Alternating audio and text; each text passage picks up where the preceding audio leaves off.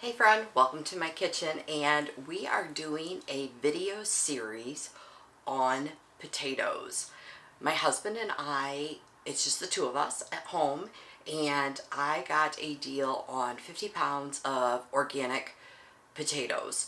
So these are Idaho russet potatoes, and we are going to today do twice baked potatoes. A few of you have said, yes, please show me how you do your twice baked potatoes. I'm going to do a bunch up ahead of time. Some we'll eat this weekend, and others we're going to go into the freezer for future side meals for us to have with dinner. I'm going to cut back to what I did before this because these potatoes are already baked and bring you up to this point. So at this point, I just sorted a bunch of those potatoes out and picked ones that I thought would be good. And here I am just throwing them all into a bin so that I can wash them up and get them scrubbed good.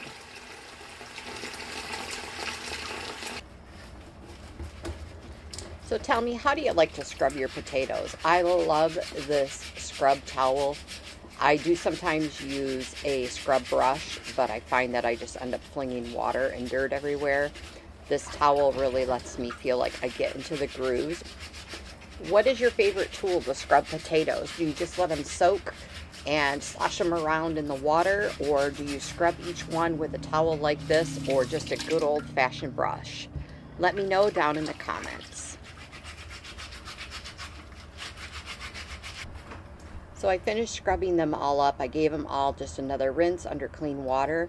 And now I'm going to take the knife and I am going to poke holes in these. And when I poke holes in these, I'll actually show you in a second. I put them along the sides rather than on the top so that I could slice them in half that way later, and I didn't have extra holes on one side of the potato. Here we go. This is what I did with each of the potatoes.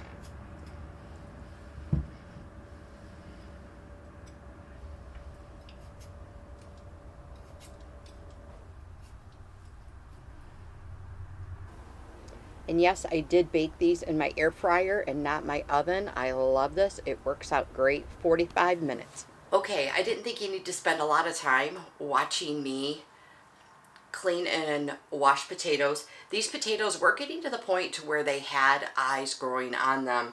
And so I wanted to get them cooked up and preserved. So this is one of several videos that I'm going to do. I'm also going to do hash browns. I'm going to dehydrate and show you how I do our dehydrated hash browns so that those are ready. I'm going to cube up potatoes and get those into the freezer. I'll show you that as well.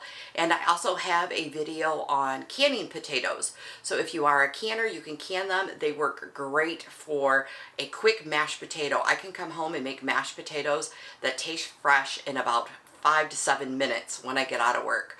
So we just have to make a main dish, and while that's going, I can put potatoes together. And it's really convenient for after work because we both work.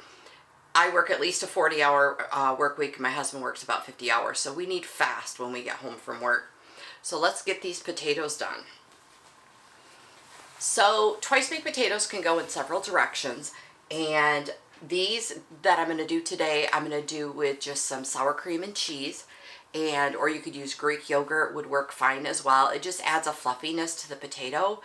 And you can also, growing up, my mom sometimes would make it the main dish, and she would dice in some ham and some onions. You could dice in some broccoli and add some other things to it. I don't think I'm going to put any ham or anything in these unless I change my mind at some point while we're doing them. We'll see how that goes. But first, we're just going to do this. The potatoes just came out. I baked them at 350 for about 45 minutes. You just want to make sure they're fork tender, just like a baked potato. And you saw me in the video, I put the slices in the sides.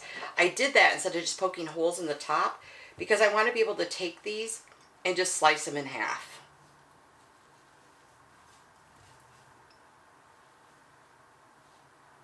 And I did go through the bag of potatoes and sort them and tried to pick ones that would make nice twice baked potatoes. So ones that were bigger, and I tried to get ones that were rounder. That one was kind of flat.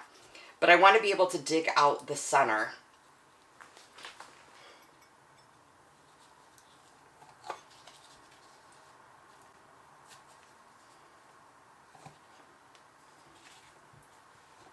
And I did my best trying to put these holes halfway so that when I did this, I would be able to just slice them.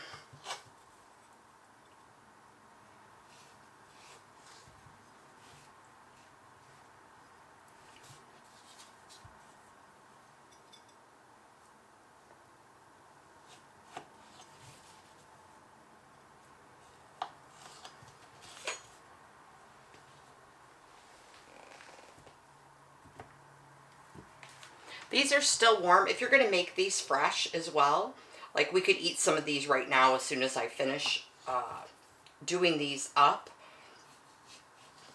These are cool to the touch, but they are still hot. So we could throw all this together, put the mixings and fixings in, and throw them back in the oven and bake them again. I did not do mine in the oven. I don't run my oven very often. If you've seen any of my other videos or been with me for very long, I have a Ninja air fryer. It's one of the ones that flips up. It held all of these potatoes, and I did it 350 for 45 minutes, and they were all perfectly cooked. I actually want to just eat a big potato right now. These skins are like perfectly cooked for me. I love to eat the skins of my baked potato. This one I may only get half out of, which is okay. This one kind of has a bad end, so maybe we'll just eat that one today. That might be my lunch. Yeah, that one's got a bad end.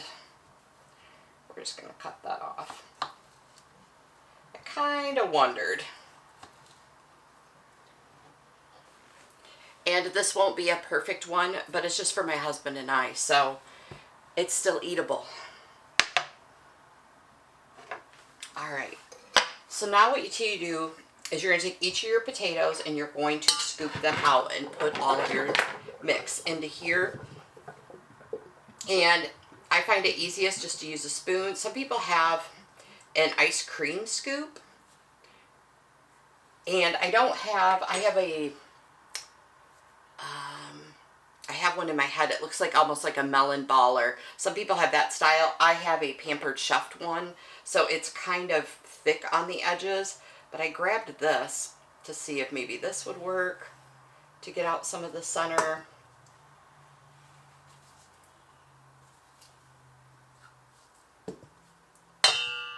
So that did take some of it out, but I'm thinking that my spoon is going to give me the best possibilities to, you don't want to break your skin. You will leave a little bit of the potato in there, but you don't want much because you don't want that to be, it'll be, I don't want to say dry, but in comparison to the stuff that's going to have the cheese and the sour cream.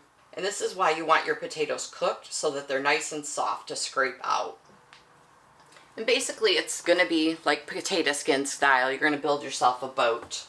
So I'm going to keep working on these, and then I'll bring you back when we start mixing it all up. Do you ever have foods that just remind you of your childhood or bring back a really, really good memory? This is one for me. I remember when my mom would make these. We wouldn't make them very often, but I used to think these were the coolest, fanciest treats. A couple of dishes that are really nostalgic to me, and I do remember my mom making these, and I just thought, oh, it was just amazing. My mom is a really good cook, and she always cooked in, I don't want to say large amounts. She was a single parent, and it was just my sister and I, but there are certain meals that I always just remembered it was a special thing, and these were one of them. And my mom will probably giggle when I tell her that. She'll be like, you remember that? I'm like, yeah, I do. I just always remembered love. Of course, I love potatoes. We love potatoes and carbs, and so that's probably why this one holds a really big memory. The other one is also a potato, so maybe that is a thing. I loved it when she made au gratin potatoes, and she would put Spam on the bottom.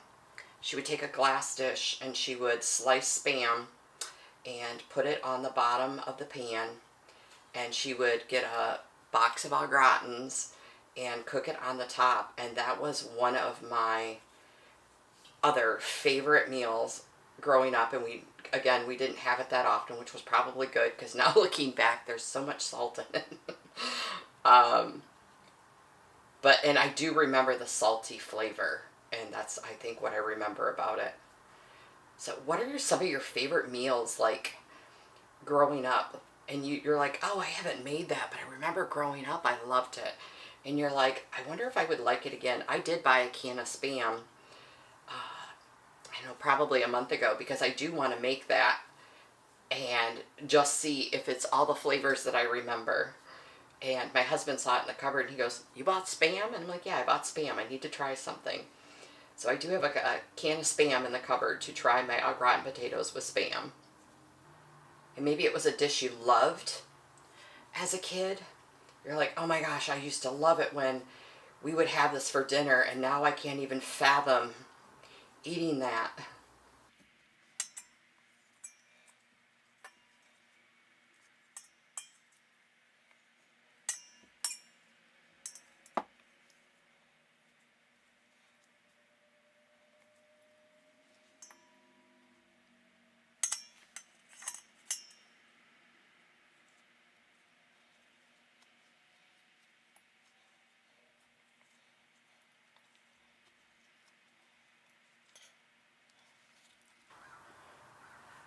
Okay, so I've got the potatoes all scooped out. I decided that normally I just hand mash them, and I don't normally do 10 at a time. But normally I hand mash them. I have a little tweak in my back, and I've decided I am not going to do that to myself. So I did break out my KitchenAid, or if you have a hand mixer, you can just hand mix these, and that works great as well. Kind of however you make mashed potatoes would kind of work well for this. So I am going to use my KitchenAid, and hopefully it doesn't break on me. It started making a noise the last time I used it, so I hope that it's going to make it through this. To this is where you get to get creative. If you need a hardcore recipe, you can go with just some cream or milk as your liquid, and some cheese and sour cream. You can, or Greek yogurt. You can throw those in there, and you can have your basic twice baked potato. You can add bacon bits. You can add different flavors of cheese. You can add, I'm going to add some extra garlic. If you watch my channel at all, you know we're garlic lovers. This is the last of my dehydrated and powdered garlic from my garden last year. That's all I got left until we harvest again this year. So I've been through this whole jar. So we are going to use some of that in there. The other option is if you do like a dry ranch, that's really good in this. I may even add some of this in. Some parsley, if you have parsley in there, would be delicious. If you want to make a taco version of it, you could throw some cilantro in there. And if you have some taco meat put over the top of it when you bake them, that would be yummy, delicious. So this has so many varieties of things that you can do with it. That's why I try to keep to a pretty standard traditional, and then we, depending upon the meal we have, we can doctor them in a different way. Like I said, we can turn them into a full meal and add taco meat and make them tacos without shells and stuff like that. So it can turn into a whole meal instead of just a side dish. But right now we're going to get this mixed up. I'm going to add some cream. I'm going to add some melted butter, and I'm going to add some milk, sour cream, and some butter just to get the base of our potatoes going.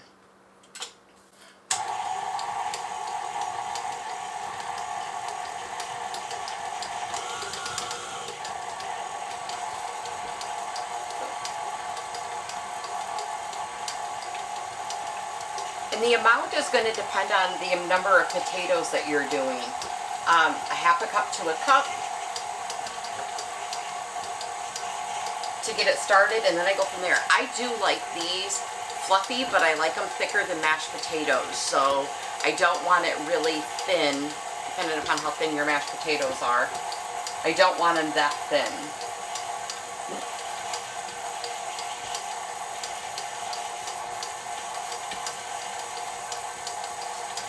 Like I said, because this is fully cooked, we can taste it and alter it.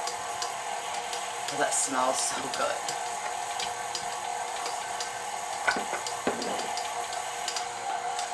And so I probably only put a 1/4 cup of milk in there at this point. I'm going to put a big blob of sour cream, probably another 1/4 cup.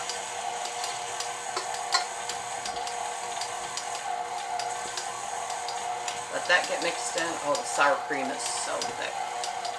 This is, if you have not tried it, this Nancy's Probiotic Sour Cream is so delicious. Of course, I'm going to cook all the probiotics out of it because I'm going to bake these, but it's still delicious.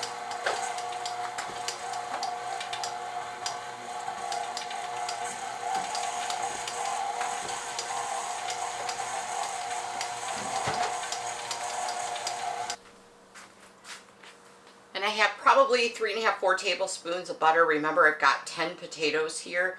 It's not fully melted, but it's creamed enough to where it'll go in just fine.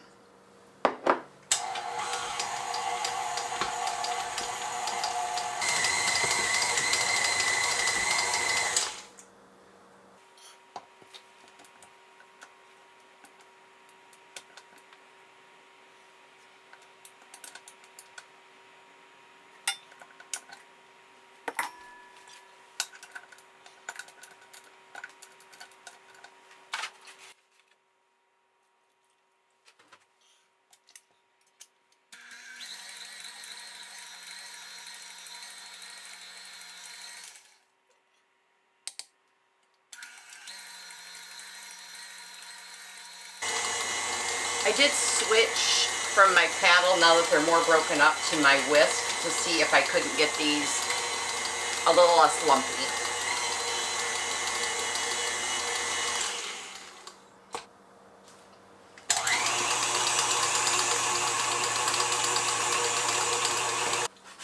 I'm just going to give them a little try and see if they are dry or if they need something else.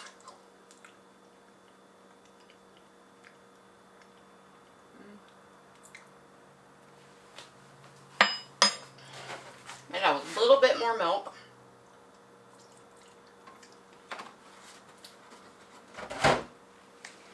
A little bit more sour cream.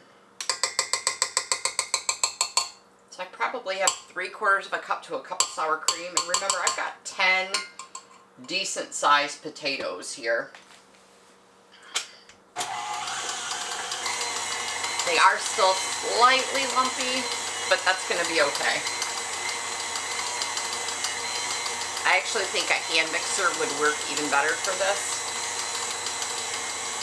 Sometimes I love my KitchenAid, but sometimes in situations like this, or if you had a potato ricer and had the time, if you took the potato ricer and riced them, that would get them really a lot less lumpy. I'm not picky, they're just for us, so they're going to be just fine. Alright, so I let it run with the whisk for like 5 minutes. I put the paddle back on, let that run for like 5 minutes. I normally don't spend this much time whipping these potatoes, but I had time, so I thought I would. Grabbed another little bite. This was just the spoon that I scooped it out. I have not eaten off the spoon.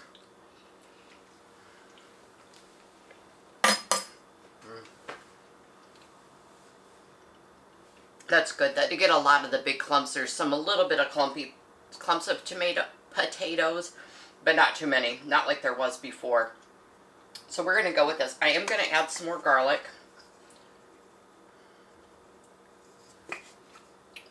And I am going to throw a little bit of this in there.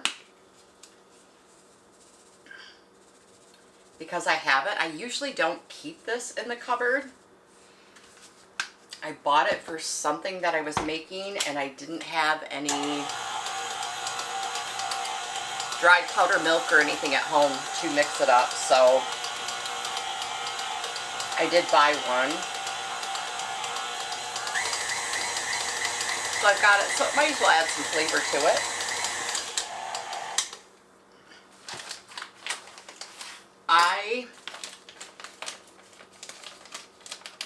buy cheese in bulk, and then I just put it in these, and I just open this one up.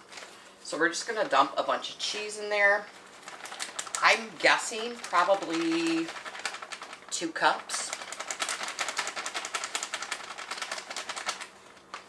And this is funny because I am not a cook or a baker who just puts stuff in. Like, I need recipes, and today I'm living on the adventurous side. I don't think, in all truthfulness, I don't think you can mess this up. I mean, you're going to make baked potatoes, and then the toppings are completely subject to your taste buds. You could also add dried onions, onion powder, and I was going to add some of that stuff, but I added that dry ranch. The only thing I knew I wanted more in ours is the garlic. So that added quite a bit of cheese to that. I think that's a good amount. I can see the yellow. And that's another thing. Any kind of cheese, that shredded cheese that you want to put in there, if you like just sharp cheddar is good in it. This is just what I had in the fridge, so that's what I'm using. I'm trying to use up things that I already have here, like using that dry ranch. I had it in the cupboard, and I'm really working hard on using up the things I have.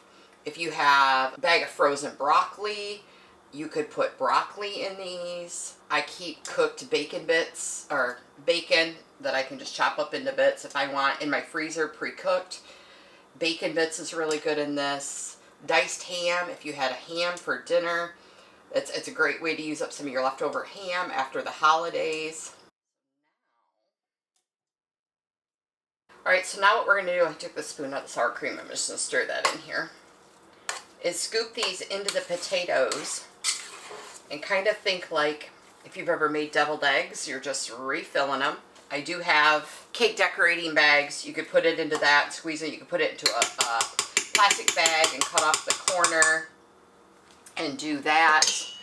I am just going to try to put a couple of clumps with this ice cream scoop. If you have decorating tips, like you can get the swirls like they do for like the ones at the restaurants and stuff like that. I'm going to fill these kind of full. If I have to steal some, I will. Just putting them in there. And we're going to fill these up. And like I said, I'm keeping these plain today, but we love bacon bits in ours. I love to turn them into taco meat. Also is yummy delicious. Because I also keep pre-cooked taco meat in the freezer. So we could just thaw these out, thaw that out, and have a fairly quick dinner. If you pull these out the night before and cook them, it does not take as long. You can cook them from frozen. It will take longer because these are pretty solid. You're looking at like 45 minutes to cook them from frozen. So it would be a weekend thing for us where I could like pull them out in the morning and then we'd have them for dinner that night if I forgot to pull them out. If I knew I wanted them for a taco weeknight, quick fix, I would need to remember to pull these out of the freezer the night before. But you can cook them from frozen. And I'll put those details down below with how long I cook them for from frozen, as well as if you've thawed them in the fridge. And you can put the bacon bits and extra cheese on now before you freeze them. You can wait and add cheese and bacon bits once they're partially cooked. I like to put stuff on now because the less I have to pull out the night I'm trying to cook something after work, the easier it is. I want to pull this out, put it on a pan, and bake it.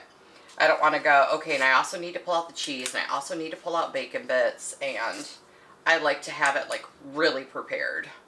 And you can just do this with a spoon as well. I already had this dirtied, so I thought I would try it, and it's actually working out really well. And I don't think I said it before, but to scoop these out, it took me about 15 minutes. I know I did a lot of it off camera, but to do the 10 of them, it took me about 15 minutes to scoop them out. So that's why when I do these, they are slightly labor intensive. That's why I like to do a big batch at once. So that way, I've already got the dishes dirty. I've already got everything going. We'll have a couple tonight or tomorrow with dinner. And then we'll have lots of side dishes for the future. And nobody wants to go through all of this, especially on a weeknight after work, to make twice baked potatoes. I do have one extra blob that I can eat at lunch, because I think these are plentiful. So now my next step is the ones that I am going to put in the freezer. I'm going to put on a cookie sheet and slide into the freezer and partially freeze them before I bag them up. I think I need to do that. It's just kind of a habit. Yeah, I am going to do that. I'm thinking when I vacuum seal them, because they are so soft, they're just going to mush flat, and I don't want them to do that.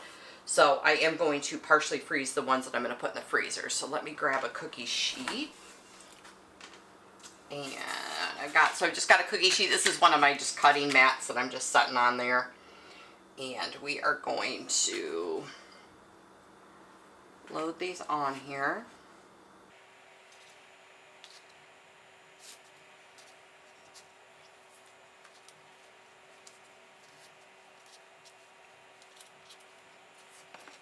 A couple of the wonky ones I'm going to leave out. We're going to eat those.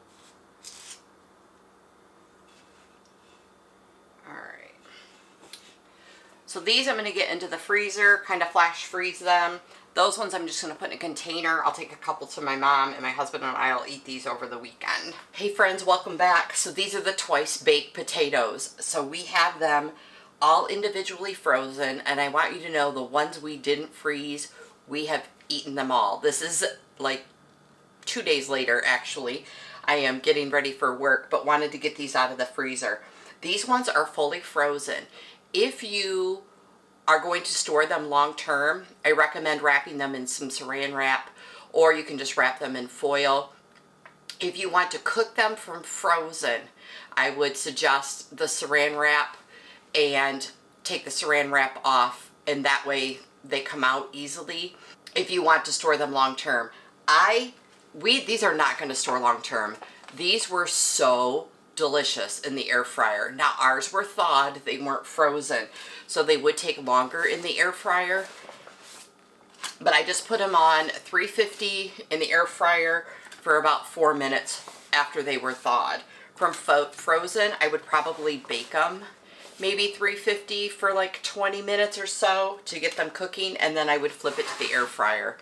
We did not add any extra bacon or any extra cheese or anything to these, and they were so good. The cheese and stuff browned up on the top, and they got all gooey in the center, and this is what they are. They were perfect. And like I said, I even had some set in a separate bag for someone, and sorry mom, we ate those because I didn't run into my mom yet, but I'll give her some of these.